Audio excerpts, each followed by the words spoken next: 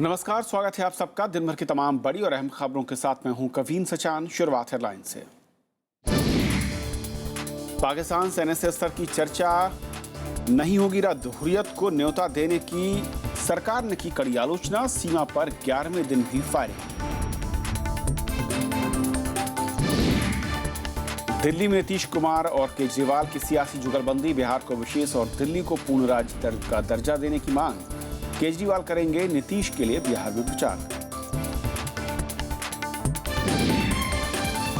राज्यसभा की भूमिका पर वित्त मंत्री अरुण जेटली ने की बहस की मांग। मुंबई में कहा चुनी हुई सरकार को मिले ज्यादा अधिकार। कांग्रेस ने कहा संवैधानिक संस्था से ठीक नहीं है खिलवाड़। एफटीआई मामले की जांच के लिए केंद्र ने बनाई 3 सदस्यीय टीम। छात्रों को मिली जमानत। केजरीवाल ने छात्रों को दिल्ली में पढ़ाई के लिए जगह देने की पेशकश। और सरकारी स्कूलों में नेताओं और अफसरों के बच्चों को पढ़ाने के फैसले का व्यापक स्वागत। अफसरों ने कहा लागू करना बड़ी चुनौती। स्कूलों की दशा सुधारने के लिए इलाहाबाद हाई कोर्ट ने दिया था आदेश। और आइए देखते हैं पहली खबर।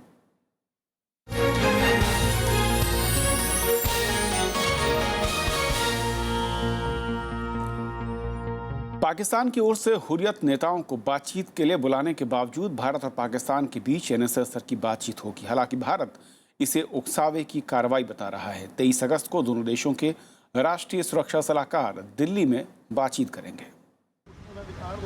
एनएसए स्तर की बातचीत की पुष्टि करने के ठीक 4 दिन बाद पाकिस्तान के सुरक्षा सलाहकार सरताज अजीज ने दिल्ली में हुर्रियत नेताओं को मिलने और बातचीत का न्योता दे दिया। बीते साल अगस्त में इस कदम के बाद भारत ने सचिव स्तर की वार्ता रद्द कर दी थी। हालांकि पाकिस्तान के इस कदम से साफ है कि बीते साल की घटना को वो महत्व नहीं दे रहा है। Last year we witnessed that government cancelled foreign secretary level talks because of these involvement of Hurriyat. So if this time Pakistan is playing again this tactics, I think this is completely a provocation and Pakistan on its part is not willing to carry on this talk forward. BJP के वरिष्ठ नेता और पूर्व विदेश मंत्री यशवंत सिन्हा भी बातचीत को रद्द करने के पक्ष में हैं। और मुझे लगता है कि लगातार भारत को प्रोवोक कर रहा है। इन सब बातों को देखते हुए अगर इस मौके पर भी हम कहें कि हम पाकिस्तान से बातचीत नहीं करेंगे तो इसमें कोई हर्ज मेरे विचार से नहीं है। लेकिन भारत अपनी तरफ से बातचीत को रद्द नहीं करना चाहता। इस बार बातचीत के केंद्र में आतंकवाद का मुद्दा सबसे ऊपर है। मैं समझता हूँ उस समय भी रद्द नहीं करनी थी बातचीत और इस समय भी नहीं करनी चाहिए, क्योंकि ये कोई नई बात तो है नहीं।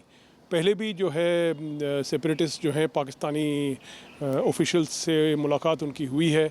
इधर विपक्ष ने सरकार की पाकिस्तान नीति पर ही सवाल खड़े किए हैं। नेशनल सिक्योरिटी एडवाइजर स्तर की जो बातचीत है इसको तुरंत रद्द करने की जरूरत है। पाकिस्तान के साथ कड़ा रवैया अपनाने की जरूरत है। पाकिस्तान के साथ हमारे संबंधों को और चर्चाएं जो भी चल रही है औपचारिक तरीके से, वो किस तरीके से आगे चलेंगे नहीं चलेंगे, क्या भारत का कौन से नए शर्त है या आधार है, इसके बारे में कोई जानकारी सरकार के अलावा और किसी को नहीं है। ऊफा में जब दोनों देशों के विदेश सचिवों के बयान जारी हुए थे तो उसमें बातचीत की शुरुआत आतंकवाद और सुरक्षा के मसले से होनी थी, लेकिन पाकिस्तान ने दूसरे दिन से ही सुरक्षा को खतरा पहुंचाना शुरू कर दिया। सरकार की नीति संभवतः यह लगती है कि आतंक के माहौल में तो बातचीत नहीं करेंगे, लेकिन आतंकवाद पर बात करने का कोई मौका नहीं छोड़ेंगे। अब देखना यह है कि हुर्रियत नेता सरताज अजीज से मिल भी पाते हैं या नहीं। राज्यसभा टेलीविजन के लिए कैमरा पर्सन DK पांडे के साथ दिल्ली से अखिलेश सुमन।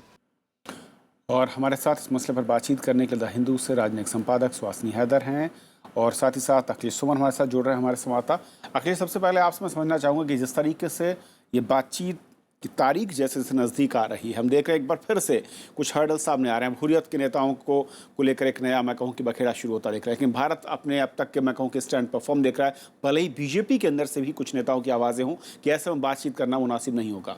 किस तरीके से इस वक्त ये पूरा संकट देख रहा है अब?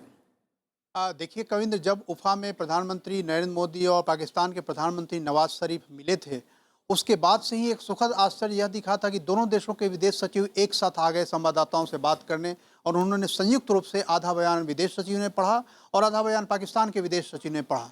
और माहौल यह लग रहा था कि सुरक्षा के मामले पे दोनों देश मिलकर काम करेंगे। लेकिन अचानक जब स्थितियां तेजी से बदलनी शुरू हुई तो अभी तक की स्थिति यही है कि भारत ने अपनी तरफ से, चूंकि यह सुरक्षा और आतंकवाद के मसले पर बातचीत होनी है, और भारत ने इस बात के लिए पाकिस्तान ही नहीं बल्कि अंतर्राष्ट्रीय बिरादरी को, एक तरीके से कहें ब्रिक्स नेशंस के वहां राष्ट्राध्यक्ष मौजूद थे, संघाई कोऑपरेशन ऑर्गेनाइजेशन के राष्ट्राध्यक्ष मौजूद थे, और उस पृष्ठभूमि में इस बातचीत की शुरुआत हुई थी। तो भारत सरकार का अभी तक का रुख यह है कि हम किसी भी हालत में इस बातचीत को नहीं जाने देंगे। लेकिन जहां तक हुर्रियत का सवाल है, हुर्रियत जब पिछले साल हुर्रियत से मिलने के मामले पर ही विदेश सचिव का मामला, विदेश सचिव की वार्ता रद्द हुई थी, और अभी भी भारत तकरीबन उसी रुख पे कायम है कि हुर्रियत से बातचीत संभवतः नहीं हो पाएगी। अब देखना यह है कि किस तरीके से हुर्रियत नेताओं को सरताज अजीज से बातचीत करने से रोका जा सकता है, या तो उन्हें मनाया जाएगा या उन्हें दिल्ली आने से रोका जाएगा। यह देखने वाली बात होगी। काफी रोचक स्थिति बनने की गुंजाइश लग रही है 23 अगस्त को। कविंद्र जी, अखिलेश रहिएगा। सुहासिनी हैदर हमारे साथ हैं। सुहासिनी, जिस तरीके से अखिलेश बता रहे हैं बहुत अहम है कि एक साल पहले अगर हम लौटें तो कुछ कमोबेश यही हालात थे और हुर्रियत को लेकर ही मैं कहूँ कि बातचीत जो है वो रुक गई थी। एक बार फिर से कुछ उसी तरह की पोजीशनिंग पाकिस्तान की ओर से नजर आ रही है। भारत भले ही ये कह रहा हो कि वो बातचीत करेगा, लेकिन क्या आपको लगता है कि स्थितियां बिल्कुल पहले जैसी होती दिख रही हैं अब? बिल्कुल, और पहले से भी ज्यादा। अगर आप देखें कि पहले जब वार्ता होती थी तब ऐसा लगता था कि दोनों जो सरकारें हैं उनके दिमाग में कुछ आइडिया था कि यहाँ से कहाँ जा पाएंगे। इस बार आप जैसे देख रहे हैं कि हर दिन एक पाकिस्तान दिखा रहा है, हर चीज पर अगर आप उसको प्रोवोकेशन बुलाना चाहें या पाकिस्तान अपने तरफ से ये वार्ता को रद्द करने की कोशिश कर रहा है, तो कुछ पता नहीं चल रहा है कि कल क्या निकलेगा। आज जैसे हुर्रियत की तरह जो न्योता आया है उससे गवर्नमेंट में अनबन तो बनी हुई है, लेकिन गवर्नमेंट में कोई ऐसा नहीं कहना चाहता है कि वार्ता को रद्द कर देंगे, क्योंकि वो समझते हैं कि यही पाकिस्तान को सबसे ज्यादा वो चाहते हैं अभी। लेकिन मैं इतना जरूर कहूंगी कि एक हम बहुत ही मुश्किल दौर से चल रहे हैं, जहां पर सरकार को ठीक पता नहीं है कि अगर वो बात भी करें तो क्या उससे वो निकाल पाएंगे। ये जरूर है कि वो दहशतगर्दी पे, टेररिज्म पे बात करना चाहते हैं, लेकिन अगर ये इस माहौल में ये बातचीत होगी तो उसका क्या नतीजा होगा कोई अभी कह नहीं सकता है। रही बात अखिलेश सुमन जी की, जैसे वो कह रहे थे कि किसी तरह वो रोकना चाहते हैं हुर्रियत को इनसे मिलने के लिए, तो ये भी अपने आप एक तमाशा बन जाएगा। तो मुझे लगता है कि जो जिस पोजीशन में अब हम आ गए हैं, अब तो 2-3 दिन बचे हैं, लेकिन गवर्नमेंट को फूंक फूंक के कदम लेना पड़ेगा। और इसमें मैं जरूर कहूंगी कि यही है कि जहां गवर्नमेंट कुछ समझदारी दिखा रही है कि कोई पब्लिक कमेंट नहीं किया जा रहा है, कुछ कहा नहीं जा रहा है जिससे सिचुएशन और भी एस्केलेट हो जाए। क्या ये कहा जाए सुहासिनी कि इस वक्त सरकार के लिए बहुत बड़ी एक परीक्षा के तौर पर है, क्योंकि जिस तरह के हालात में बातचीत को रद्द किया गया था कमोबेश कुछ वैसी ही तस्वीर है, और इसीलिए शायद सरकार की ओर से या फिर पार्टी की ओर से इस पूरे मसले को लेकर एकदम से मौन है, चुप्पी दिख रही है। बिल्कुल, और आप देखें कि प्रधानमंत्री ने खुद और उनकी सरकार ने एक बहुत बड़ा रिस्क लिया है पाकिस्तान के साथ। अभी जो बात कर रहे हैं इस माहौल में एक रिस्क लिया है कि जहां जहां दहशतगर्दी बंद नहीं हुई है, एलओसी पे फायरिंग अभी भी चल रही है, फिर भी वो कह रहे हैं कि वार्ता में आगे जाना चाहते हैं, तो इसका कुछ नतीजा तो निकलना चाहिए। लेकिन हम फिर भी देख रहे हैं कि एलओसी पे आज भी ज्यादा फायरिंग हुई थी, मोर्टर शेल्स यूज हुए थे, वहां यूएन में पाकिस्तान ने फिर से कश्मीर का मुद्दा छेड़ा हुआ है, यूएन सिक्योरिटी काउंसिल में। उसके अलावा ये हुर्रियत का जो न्योता निकला है, तो मुझे लगता है कि सरकार बस देखना चाहती है कि इसके बाद क्या होगा। और जैसे हमारे सूत्रों ने कहा था, सरकारी सूत्रों ने आज कहा था कि हम देखेंगे, लेकिन जो भी उस तरफ से होगा उसका एक अप्रोप्रिएट जवाब दिया जाएगा। सुहासिनी का आखिरी सवाल, क्योंकि जब उफा में दोनों प्रधानमंत्री मिले थे और उस वक्त दोनों ही रजामंद थे, इस तरह की जो 5 मैं कहूँ कि अहम पॉइंट जिन पर रजामंदी हुई थी, इसमें नसे लेवल की टॉक्स भी थी, क्या एक बार फिर से वही कड़वा सच सामने आ रहा है कि पाकिस्तान सरकार अगर चाह भी रही है तो उसके बावजूद इस तरह के हर्डल्स वहाँ पर कुछ लोग क्रिएट कर रहे हैं, इसके चलते बातचीत या तो शुरू ना हो पाए या फिर अपने मुकाम तक ना पहुँचे?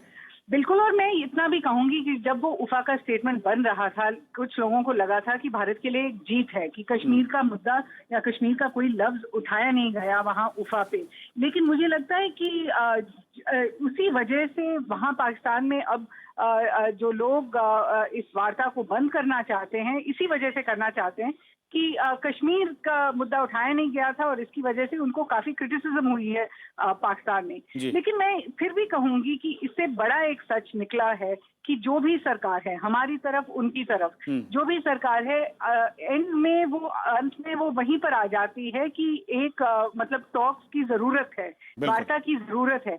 तो अगर ये रियलाइजेशन आ गई है हर सरकार में, तो क्यों ना ये दोनों तरफ जो है बैठ के एक स्ट्रक्चर बनाए टॉक्स का, कि नतीजे शायद इस बार ना निकले, लेकिन एक स्ट्रक्चर अगर वो बना पाए NSAs जब मिलेंगे, तो मुझे लगता है उससे बहुत बेहतरी हो सकती है। सुहासिनी, शुक्रिया आपका। अखिलेश, एक आखिरी सवाल आपसे जो सुहासिनी करती बहुत अहम है कि जिस तरीके से कश्मीर मसले को लेकर पाकिस्तान की ओर से उफा में मौन दिखा था या फिर उनकी ओर से कोई बात नहीं कही गई, इसको लेकर आलोचना भी हुई थी नवाज शरीफ साहब की, आपको लगता है कि कुछ वही ताकतें हैं जो कि एक बार फिर से बातचीत को डिरेल करना चाहती हैं, उससे पहले इस तरह के एटमॉस्फेयर को क्रिएट करना चाहती हैं?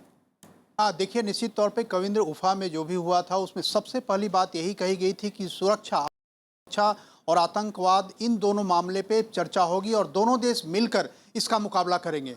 तो निश्चित तौर पे यह जो बातचीत है, यह बातचीत सिर्फ और सिर्फ आतंकवाद के मामले पे, सुरक्षा के मामले पे केंद्रित है। और कई लोगों को लगता है, खास करके जो जानकार हैं इस मामले के, विशेषज्ञ हैं, उनका कहना है कि चूंकि इसी पर केंद्रित है यह बातचीत और इसमें सीधे तौर पे निशाने पे वहाँ की आर्मी आएगी, वहाँ की ISI आएगी और भारत की तरफ से वो सारे सबूत पेश किए जाएंगे जिससे पाकिस्तान को एम्बेरसमेंट हो सकता है। इसीलिए वहाँ की जो ताकतें हैं, वैसी ताकतें जो बातचीत नहीं होने देना चाहती, नहीं बढ़ने देना चाहती, वो चाहती हैं कि किसी तरह से यह वार्ता फेल हो और इसका इल्जाम सीधे तौर पे भारत को लगे, क्योंकि भारत को इतना ज्यादा वो वहां पर पुश करना चाहते हैं जहां से बातचीत पिछली बार रद्द हुई थी। इसीलिए वो सारे मामले दोहराए जा रहे हैं ताकि भारत अपनी तरफ से वार्ता को रद्द कर दे। लेकिन अभी तक भारत की जो मनस्थिति है वह है कि हम अपनी तरफ से वार्ता को रद्द नहीं करेंगे, उनकी शर्तों को, लेकिन अपनी शर्तों को भी नहीं छोड़ेंगे। इसीलिए मैं बोल रहा हूं कि 23 अगस्त का दिन काफी रोचक होगा, किस तरह से भारत अपनी बात पर कायम रह पाता है। अखिलेश जी, बहुत बहुत शुक्रिया इस अपडेट के लिए आपका। और ये थी हमारी पहली खबर। छोटा सा ब्रेक लेंगे, ब्रेक के उस पार दिन भर की दूसरी बड़ी खबर।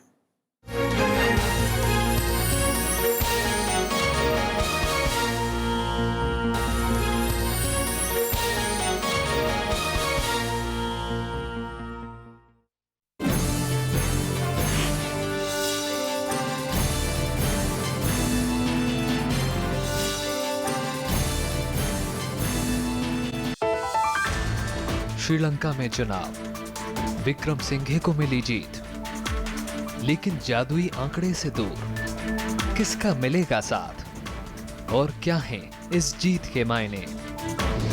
देखिए देश देशांतर, श्रीलंका चुनाव, नतीजे और मायने, रात 8:30 बजे।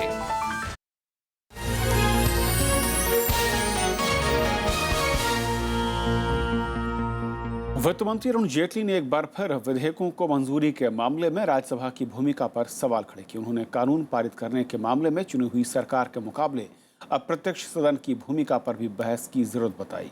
लेकिन कांग्रेस ने इस बयान पर नाराजगी जताते हुए ऐसे प्रयासों को संवैधानिक परंपरा के खिलाफ बताया है। In a democracy, to what extent can an indirectly elected house obstruct the decisions of a directly elected house? वित्त मंत्री अरुण जेटली का यह बयान ऐसे समय आया है जब मॉनसून सत्र के दौरान राज्यसभा से कई बिलों को पारित कराने की सरकार की कोशिशें नाकाम रही। मंगलवार को मुंबई में स्टेट बैंक ऑफ इंडिया के एक कार्यक्रम में उन्होंने कानून पारित करने के मामले में राज्यसभा की भूमिका पर फिर बहस की जरूरत बताई। Time has come for us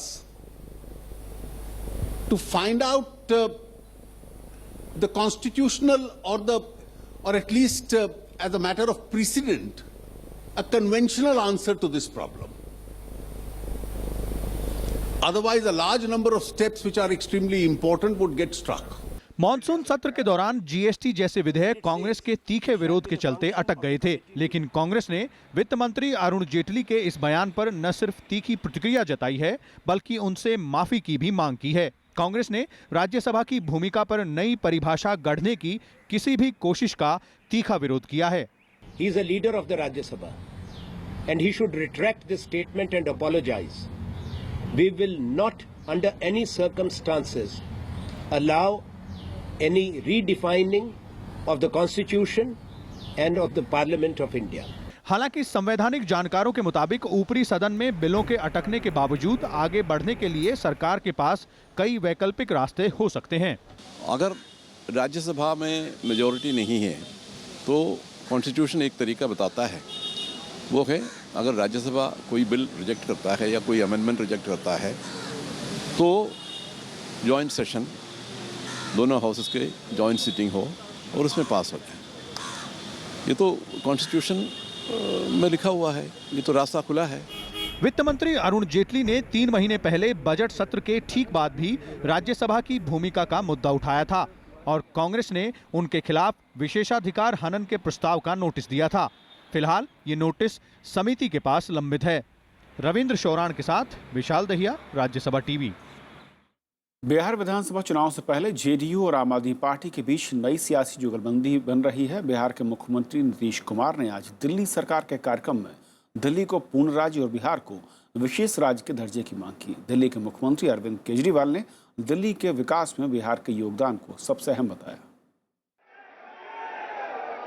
Delhi के मुख्यमंत्री अरविंद केजरीवाल और बिहार के मुख्यमंत्री नीतीश कुमार बुधवार को दिल्ली में एक मंच पर नजर आए। दिल्ली सरकार के बुलावे पर नीतीश बिहार सम्मान समारोह में बतौर मुख्य अतिथि पहुंचे, लेकिन नीतीश और केजरीवाल की इस नई सियासी जुगलबंदी के निशाने पर केंद्र सरकार और बीजेपी रही, जबकि निगाहें आने वाले विधानसभा चुनाव पर। इसलिए हम हिमायती हैं कि दिल्ली को पूर्ण राज्य का दर्जा दिया जाए। हम पूरे तौर पर आपके साथ हैं और बिहार में हमारी लड़ाई विशेष राज्य के दर्जा के लिए है। नीतीश कुमार की नजर दिल्ली में बड़ी संख्या में रहने वाले बिहार के लोगों पर भी रही। इसी के मद्देनजर उन्होंने प्रधानमंत्री का नाम लिए बिना केंद्र सरकार पर कई आरोप लगाए और कहा कि दिल्ली सरकार के कामकाज में रोड़े अटकाए जा रहे हैं। 70 में 67 दिल्ली की जनता जिताती है और उस सरकार को काम करने में बाधा डालिए।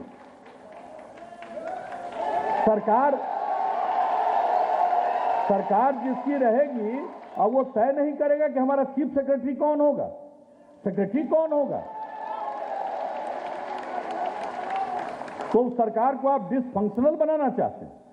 इस साझा मंच से नीतीश और केजरीवाल ने एक दूसरे की कई बार तारीफ भी की। दिल्ली के सीएम अरविंद केजरीवाल ने कहा कि दिल्ली के विकास में बिहार के लोगों का योगदान सबसे ज्यादा है। गरीब लोग भी रहते हैं, अगर बिहार के लोग दिल्ली के अंदर एक दिन काम करना बंद कर दें, सचिवालय बंद हो जाएगा हम लोगों का। दिल्ली के विकास में और दिल्ली की प्रगति में और आज जो दिल्ली जहां खड़ी है उसमें बिहार के लोगों का उतना ही योगदान है जितने अन्य राज्यों का योगदान है। उधर बीजेपी ने कहा है कि यह सियासी जुगलबंदी सिर्फ उनकी पार्टी के विरोध पर टिकी हुई है। अरविंद केजरीवाल, राहुल गांधी, लालू यादव, नीतीश कुमार सब एक ही नाव पे तो बैठे हैं। बिहार में कुछ दिनों में विधानसभा चुनाव का ऐलान होने वाला है। इसी के मद्देनजर जेडीयू आरजेडी कांग्रेस गठबंधन को आम आदमी पार्टी से सहयोग की उम्मीदें हैं। आम आदमी पार्टी बिहार में चुनाव भले ही न लड़ रही हो, लेकिन केजरीवाल ने अपने कार्यकर्ताओं के साथ वहां चुनाव प्रचार में जाने की बात कही है।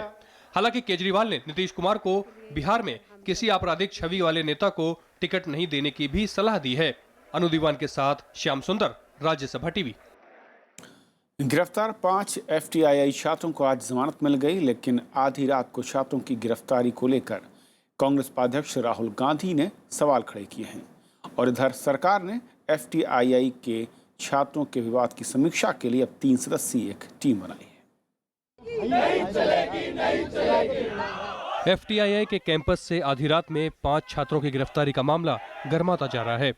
राजनीतिक दलों और बॉलीवुड हस्तियों ने गिरफ्तारी का विरोध किया है। कांग्रेस उपाध्यक्ष राहुल गांधी ने आधी रात में अपराधियों की तरह छात्रों की गिरफ्तारी और इस मामले में प्रधानमंत्री की चुप्पी पर सवाल उठाए हैं। जिस तरह से FTII के बच्चों को रात को अरेस्ट किया है, ऐसे जैसे कि कोई टेररिस्ट हो। जो छात्र जो कर रहे हैं उस आंदोलन पर इस तरीके के दमन करना ये बहुत गलत है, इसकी हम निंदा करते हैं तीव्र। दिल्ली के मुख्यमंत्री अरविंद केजरीवाल ने ट्वीट कर FTII विवाद पर चिंता जताई और छात्रों के लिए दिल्ली में पढ़ाई की व्यवस्था करने का प्रस्ताव दिया है कि नरेंद्र मोदी जी की सरकार किसी तरीके के प्रोटेस्ट और विरोध को बर्दाश्त नहीं कर पाती और जहां कहीं भी विरोध के सुर होते हैं उसको दबाने की कोशिश करती, डंडे के जोर पर। बीजेपी ने इस मामले में राजनीति से बचने की नसीहत दी है।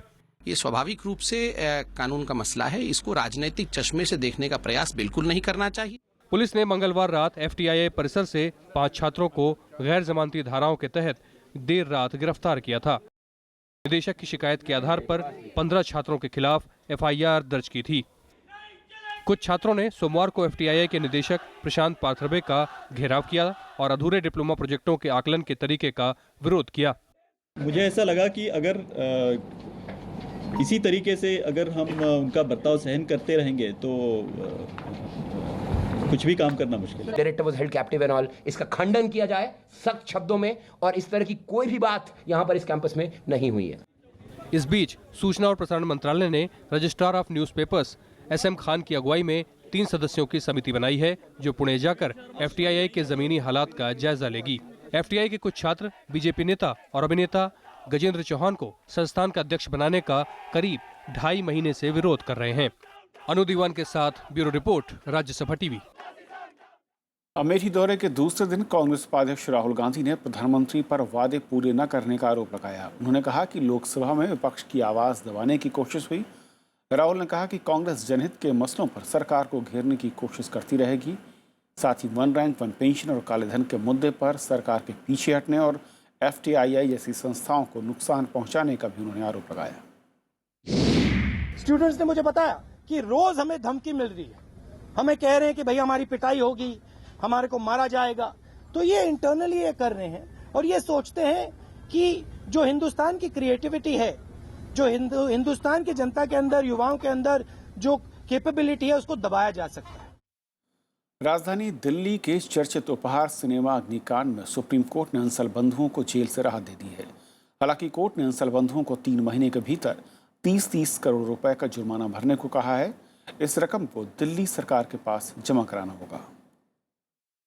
उपहार अग्निकांड के दोषी सुशील और गोपाल अंसल को जेल नहीं जाना पड़ेगा। सुप्रीम कोर्ट ने दोनों भाइयों पर 30-30 करोड़ का जुर्माना लगाया है। इसके साथ ही 3 सदस्यीय पीठ ने इन दोनों को जेल भेजे जाने की अर्जी को खारिज कर दिया। हादसे में परिजनों को खोने वाले लोगों ने कोर्ट के फैसले पर नाराजगी जताई है। कोर्ट में आए न्याय की उम्मीद में और दोनों कोर्ट्स ने कन्विक्ट किया है, सुप्रीम कोर्ट ने भी कन्विक्ट किया है, तो सुप्रीम कोर्ट ने 17 महीने के बाद आज मैटर लगाया है। इसके लिए हमने सुप्रीम कोर्ट के कितने चक्कर लगाए हैं, सुप्रीम कोर्ट ने कितनी बार फाइलें हमारी मूव नहीं हुई, सिर्फ मैटर लगा और उसको दबा दिया गया। मैं ये जानना चाहती हूँ किस लिए, सिर्फ इसलिए कि इनको अंडरकॉन करके छोड़ना था। सुप्रीम कोर्ट ने इस मामले से जुड़े एक अधिकारी पर भी 10 लाख रुपए का जुर्माना लगाया है। इसके पहले दिल्ली हाई कोर्ट ने दोनों भाइयों को 1-1 साल की सजा दी थी। सुशील अंसल 5 महीने से ज्यादा और गोपाल अंसल 4 महीने से ज्यादा जेल में सजा काट चुके हैं। सुप्रीम कोर्ट की 2 सदस्यीय पीठ ने भी 5 मार्च 2014 को सुशील अंसल और गोपाल अंसल को दोषी माना था, लेकिन दोनों जजों की सजा की अवधि को लेकर अलग अलग राय थी। इसके बाद ये मामला 3 जजों की पीठ को सौंप दिया गया था। 1997 में दिल्ली के ग्रीन पार्क के उपहार सिनेमा हॉल में फिल्म बॉर्डर के प्रदर्शन के दौरान आग लग गई थी, जिसमें 59 लोगों की मौत हो गई थी। Ravindra Singh Chauran, Rajya Sabha TV. Allahabad high court के मंगलवार को आए उस फैसले का सभी राजनीतिक दलों और नौकरशाहों ने स्वागत किया है, जिसमें अदालत ने सरकारी अधिकारियों, राजनेताओं और जजों के बच्चों को सरकारी स्कूलों में पढ़ाने से जुड़ा आदेश दिया था। लेकिन जानकारों ने इस फैसले के लागू होने पर आशंका जताई है। इलाहाबाद हाई कोर्ट ने मंगलवार को ऐतिहासिक फैसला दिया, जिसमें अगले सत्र से सरकारी कर्मचारियों, राजनेताओं और जजों के बच्चों को सरकारी स्कूलों में पढ़ाने का निर्देश दिया गया है। तमाम राजनीतिक दलों ने इस फैसले का स्वागत किया है।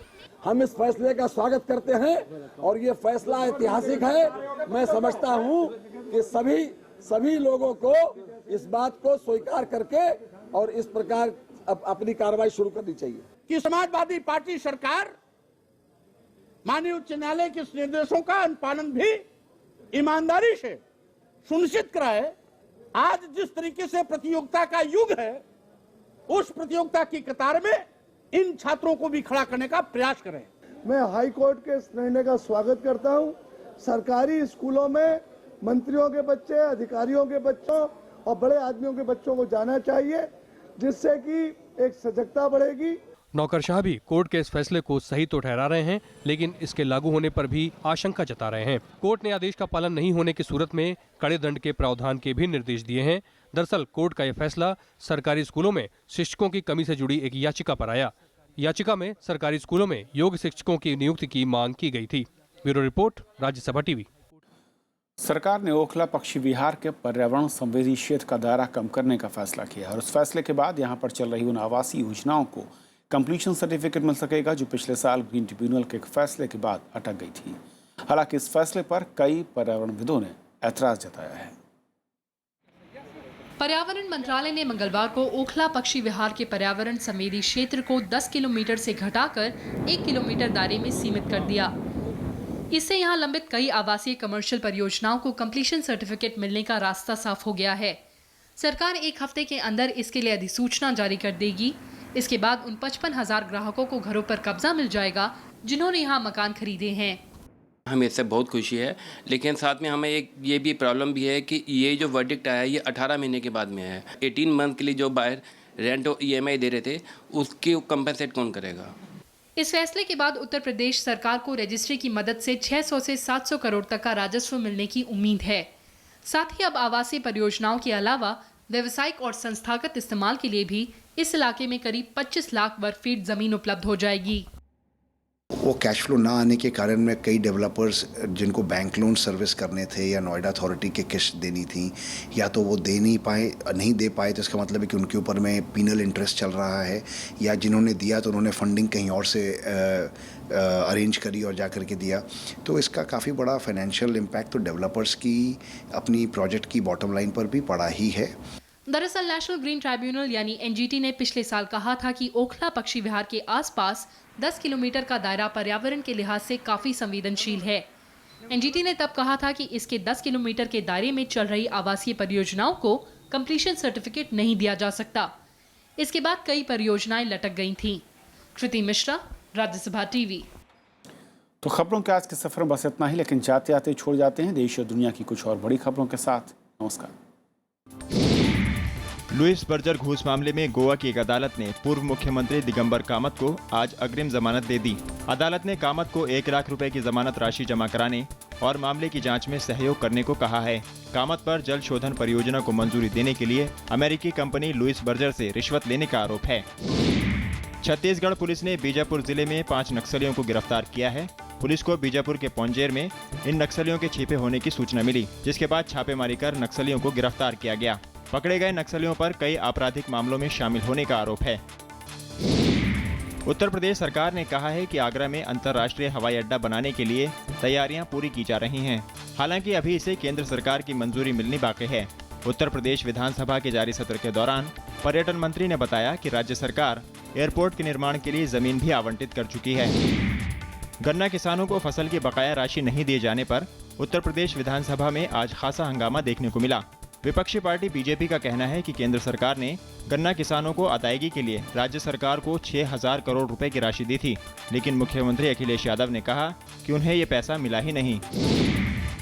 नई दिल्ली नगर पालिका परिषद यानी NDMC ने डेंगू मच्छर के मिलने की शिकायत पर 4 बड़े अस्पतालों और कई सरकारी इमारतों के चालान काटे हैं।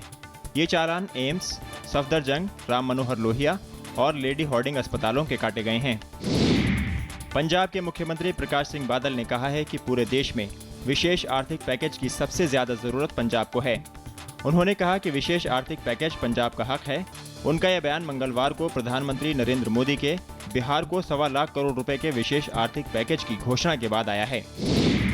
स्वतंत्रता दिवस के मौके पर राष्ट्रगान की इजाजत नहीं मिलने से नाराज स्कूली छात्रों ने जम्मू कश्मीर के डोडा में विरोध प्रदर्शन किया। छात्रों ने अध्यापकों पर राष्ट्रगान से रोकने का आरोप लगाया है। छात्रों ने बताया कि पिछले 2 साल से स्कूल में राष्ट्रगान पर प्रतिबंध है। उन्होंने अध्यापकों को बर्खास्त करने की भी मांग की। मेघालय में भारी बारिश और भूस्खलन की आशंका को देखते हुए राज्य सरकार ने वेस्ट गारो हिल्स जिले में 2 दिन तक स्कूल बंद रखा है। स्कूल जाने वाले बच्चों की हिफाजत के मद्देनजर यह आदेश दिया गया है। मौसम विभाग ने अगले कुछ दिनों में मेघालय में भारी बारिश की चेतावनी दी है। देश भर में आज नाग पंचमी का पर्व पूरी श्रद्धा के साथ मनाया गया। उत्तर प्रदेश और मध्य प्रदेश के मंदिरों में सुबह से ही श्रद्धालुओं की भीड़ देखी गई। नाग पंचमी हर साल सावन के महीने में मनाया जाता है। भारत की कनिका कपूर ने कोच्चि में हुई मिस एशिया 2015 प्रतियोगिता का खिताब अपने नाम कर लिया है। प्रतियोगिता में 12 देशों की सुंदरियों ने हिस्सा लिया। फिलीपींस की अल्फे मैरी नथानी दूसरे, जबकि अजरबैजान की जालिया गुलिवा तीसरे स्थान पर रहीं।